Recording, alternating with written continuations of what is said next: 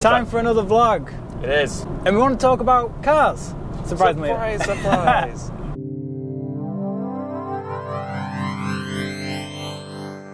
we was chatting the other night about the R8 and just like considering other cars. I say we. You were kind of considering other cars within that price range area. So somewhere between like 70 and 100. Yeah. Which bearing in mind trading my R8 in, I'd get like 55 for it, something like that. Yeah. So yeah, before everyone thinks like, oh well, you can trade yours in for 70 grand or whatever, I'd have to, if I wanted a car for 70 grand, I'd have put another like 20 grand on top of it. Yeah. So yeah, that's quite a lot. And then obviously, if you're looking at like 100 grand, I'd have to put another 50 grand pretty much onto it, which is a lot of money. Which I don't actually have. So this has got us chatting about, is it worth it for, say, let's say, an earlier Gallardo or a kind of a cheapest on the market LP560? Yeah. Is it really worth paying that much extra money to get something that's older? Yeah. Probably not as quick. Well, definitely not as quick with the supercharger, obviously. But without it being like a lot of the cars we kind of come across, it's sort of like a 360 Ferrari or a 430. You've got to be like a Ferrari enthusiast to want to buy one, because like the more high maintenance in the R8 would be, there's more running costs, probably more expensive. Yeah, there's no dealers around here if you wanted to take it to get serviced or whatever. It's going to be like an hour and a half drive or something. Yeah, Lamborghini's even worse. I think the closest one is in Manchester, which is a good 2 hours away. But yeah, there's a lot of consideration, and the 10, 15-year-old cars, some of them, like a 360. Yeah. So you're putting more money in compared to the R8, and you're getting an older car. Like, because the jump up to modern used Ferraris and McLarens and like Lambos, 458, 12C. Yeah, you're looking at well over 100 grand. Ferraris, like 458s, are starting at sort of 140 grand. I know someone will say they can find one cheaper, but that's probably left-hand drive, or it's got tons of miles on it, or whatever. To get like a sort of mid-range used Ferrari, you're looking at 150, 160 grand for 458.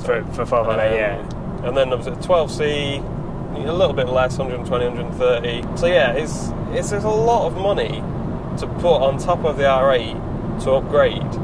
And it seems to be the same, like, no matter what position you're at. I know we're talking here like about quite a lot of money, but even like a lower end with the Abarth, I was saying to get a GT86, I have to trade the Abarth in for probably 7.5 realistically, and then put at least 10,000 into it to get a GT86. Yeah. Which in both scenarios, Abarth to 86 and R8 to 12C, it's over 100% of the trading value you have to put on again. Yeah. Which I know that's progression, and I know that's how things are done. But unless you like actually want a car, like I kind of like a GT86, but there's problems with it. I'm not sold on it. Yeah. So it's difficult to go. I'll stick 10 grand in.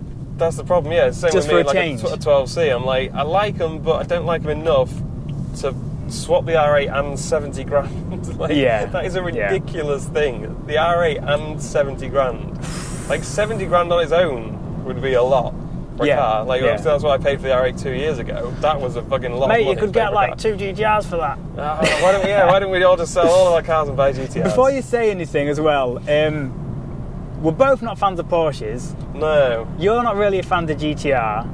No. I like it. I think servicing costs are crazy. I don't dislike it. I wouldn't buy one. I'm just really not keen on the interior. Don't want to offend anyone. But this is it. This is part of the problem. You see, is like there's problems with every car, like personal preferences. Yeah, that's the thing. Yeah. Someone in the comments could list a load of cars that are between £50,000 and £100,000. Yep, that they'd buy. Yeah. But for every one, I guarantee there's a reason I don't want to buy it. Otherwise, I would have considered it. Yeah.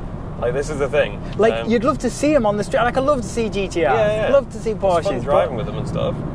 Like, to actually put down that kind of money, that commitment to own one. Yeah. You don't want to spend that money on a car and then a few weeks down the line go, I wish I kind of kept the R8. Yeah. And that's the thing as well with the R8 being like my sort of dream car for ages. Yeah. I don't want to give it up easily for something that I'm not that crazy about. I just fancy a change. So it's like, and a lot of the other cars will be less power now because of the supercharger. Yeah, which I think I'm just going to have to accept. Like, I think whatever I get next, realistically, is not going to be as quick. Which is a bit of a bummer if you're especially going to be throwing 70 grand at it as on top of swapping your car. You've ruined it. You've ruined your life by supercharging. And then you get something slower. You're like, But other cars will handle better. They'll have other pros, like the interiors might be better, and there'll be advantages, and also it does get to a point when you've owned a car for quite a while that you just fancy a change.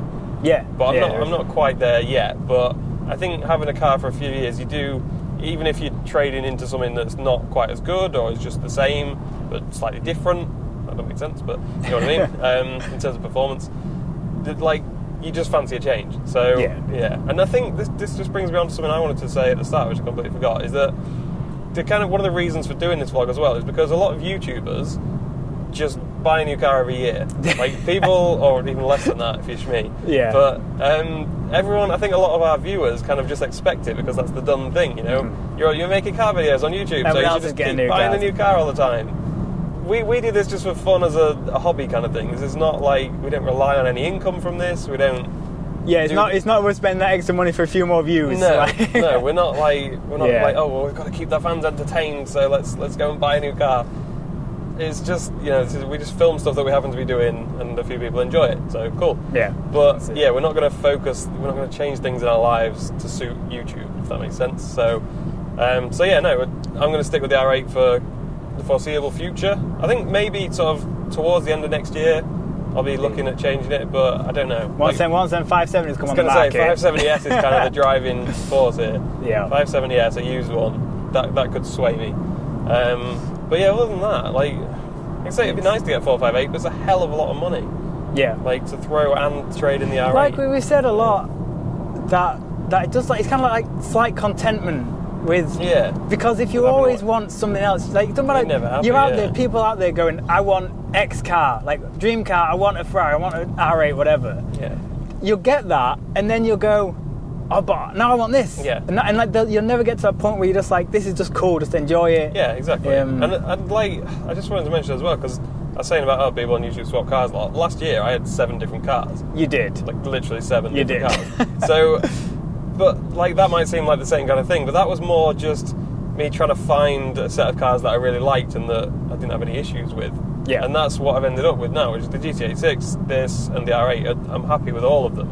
So that's why I'm sort of sticking with them all for the foreseeable future. Yeah. So, yeah, like, I guess, you've got to find a point that you're happy with. That's what I was doing last year. Yeah. I was just finding cars that I'm happy with, that I'm not sort of thinking, I want to upgrade that to something else. Like, it's inevitable that you're still going to think that occasionally. You're still going to think, yeah, you'll get some money in the bank, and you'll have had a car for a few years, and you want to change. To just have that. Yeah. But then it's not worth it normally. Like you say, be happy with what you've got. If you've sort of worked hard to get to that point and you've got a car that you really wanted and it lives up to your expectations, then there's no reason to swap it.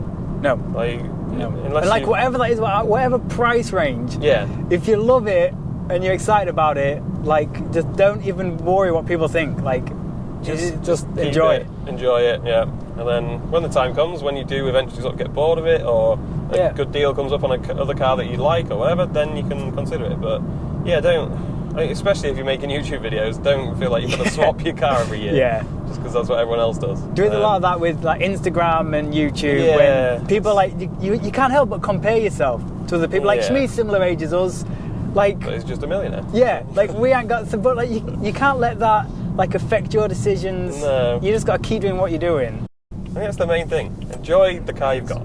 Yeah. That's the takeaway point. And yeah, neither of us are buying new cars anytime soon.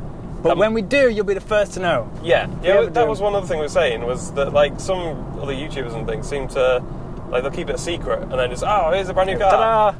We'd rather kind of show all the test drives and the thought process behind it, and like, considering this a few months in advance, whatever. Yeah. Kind of like bring you guys along for the ride. So then that's more fun, because that's the best bit of buying a new car. It is. Like the journey up to it. And the excitement of the first drive and stuff like that, and test driving it, and that is a lot of fun, that part. So yeah, if it does change, I mean, I know I'm saying now, like, no, I'm going to keep the R8 for foreseeable future, but that could change. You know. Yeah. Maybe I have a really good few months of software sales and I've got a bit more money than expected. Tesla. Sweet. Wasn't the E85D? No, I don't think so. Is that an E-Type? Probably would. Is that an E-Type? It looks like an E-Type. It's old. That is an E-Type without a rear window. This bit of road. We're coming spotting now. It's turned into a spotting video. Tesla and an E-Type. What else we got here? Let's go. Nice Audi A3 there. Oh, nice. A1. We're terrible at spotting. Yeah. So, yeah, I think that'll do. No new cars for a while. but could change. But, yeah, don't unsub. Don't. Yeah. Everyone's like, what? No new car every year? Unsub, go. Who are these losers? if you're new, stick around. Stay It'll around. get better, promise. It will. What else have we got coming up soon, actually? We're currently trying to sort out the mould in the 86, Yeah. which I don't know if that video will have been up before or after this one. So May or may not. Sneak peek on my Snapchat, so hype that. Yep, Hype that Snapchat. And A bath plastic review. dip. A bath review, yep. That's Bath coming up review's soon. come in. Finally did that. Finally. Yep. After like 2 years. Yep. And I had this for a year before I reviewed it. It's like, We're a bit lax on it. we're a bit bad at reviews because we kind of want to do them properly and good, but it's hard because you've got to film a lot of bits, you've got to know exactly what you're going to say. As you can probably tell, we don't normally know what the hell we're going to say, we just wing it. So with a review that doesn't really work because you end up just talking shit and it's not actually a very good review. So yeah, for reviews you have to do it a bit more properly. I will do a review of the R8 and the GT86 as well, which the GT86 is going to be interesting because it's so modified now. Yeah, and plastic dip. Plastic dip video coming up soon as well, yeah. That's going to be fun. Could try a bit of plastic dipping. Yeah, I'm sure there's something else, but There's some other you'll stuff. find out. Yeah. You'll find out. So yeah, that's it. Cool. Bye. Bye.